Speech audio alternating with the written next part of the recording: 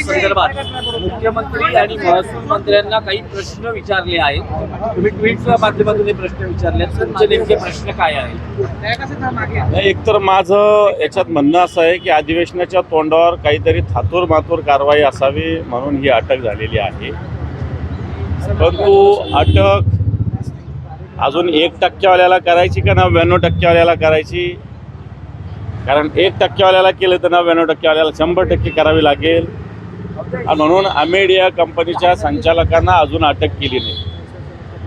ज्या अर्थी देणारी व्यक्ती दोषी आहे त्या अर्थी घेणारीही व्यक्ती दोषी आहे. अमेडिया कंपनी या व्यवसायात असल्यामुळं 1% आणि 99% भेद करता येणार नाही. 99%च्या असा कोणताही कंपनीत असा नाही आहे की 99%च्या संमतीशिवाय 1% काही निर्णय घेऊ शकतो. आणि म्हणून याच्यात 100% पार्थ पवार आणि ते पाटील या दोघांना सुद्धा अटक झाली पाहिजे. याच्यात अजूनही मुद्रांक शुल्क माफ करणारे अधिकारी कोण हाही खुलासा अजून झालेला नाही. आणि म्हणून या कंपनीला मला असं वाटतं राजकीय दबावाशिवाय काय अशा पद्धतीनं मुद्रांक शुल्क माफ झालेलं नाही. आणि म्हणून राज्य सरकार लपवाछपवी या प्रकरणात करतं. फक्त तेजवानीला अटक झालेली आहे. याच्यात पार्थ पवार आणि जे पाटील आहेत जे 99% आणि 1% यांना सुद्धा अटक झाली पाहिजे. याच्यात महसूल खातं आणि गृह खातं लपवाछपवी करत आहे. पण जी शीतल तेजवानींना अटक झालेली आहे, विधिमंडळ अधिवेशनाच्या तोंडावर अटक होते असा एक देखावा तयार केला जातोय का? कारण विरोधक गोंधळ घालणार या मुद्द्यावर. तर त्यावर गोंधळापेक्षा याच्यातला मुद्दा जो महत्त्वाचा आहे, महारवतनाची जमीन सरकारच्या ताब्यात असलेली जमीन ती एक व्यक्ती विकते. ती जो घेणारी व्यक्ती आहे ती अजितदादांचे चिरंजीव आहे जे राज्याचे उपमुख्यमंत्री आहेत.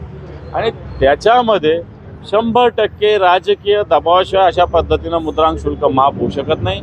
या अधिकाऱ्यांना माफ करता येणार नाही. या मुद्रांक शुल्क माफ करणाऱ्या खरेदी विक्री करणाऱ्या अधिकाऱ्यांवर सुद्धा अटकेची कारवाई झाली पाहिजे.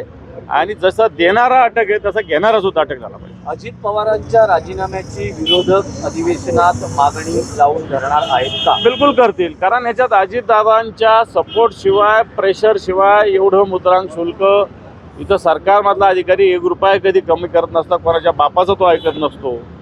परंतु इथं एवढं शुल्क कमी झालं याचाच अर्थ अजितदादांचा त्यांच्यावर दबाव होता.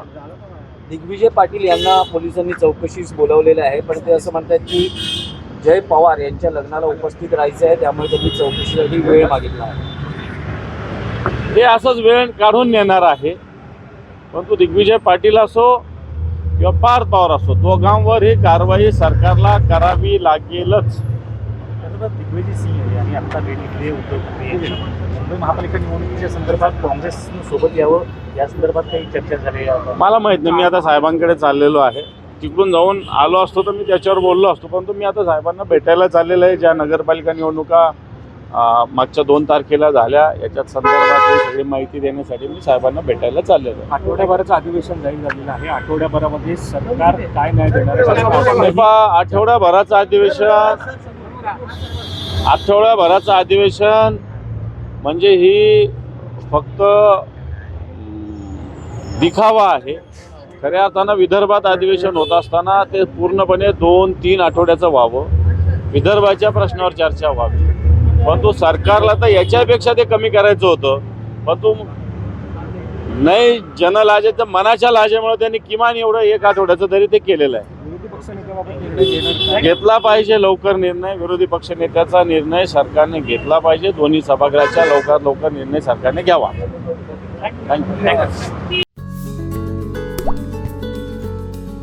आता जोकासू STP या अत्याधुनिक जॅपनीज तंत्रज्ञानाने सुसज्ज quick installation, energy efficient, noiseless blowers, low maintenance या आणि अशा वैशिष्ट्यांनी परिपूर्ण जोकासू STP तंत्रज्ञान प्रकल्प उभारणीपासून ते विक्री पश्चात समाधानकारक सेवा देणारी भारताबरोबरच परदेशात देखील प्रकल्पांची यशस्वी उभारणी करणारी company Deccan water treatment private limited.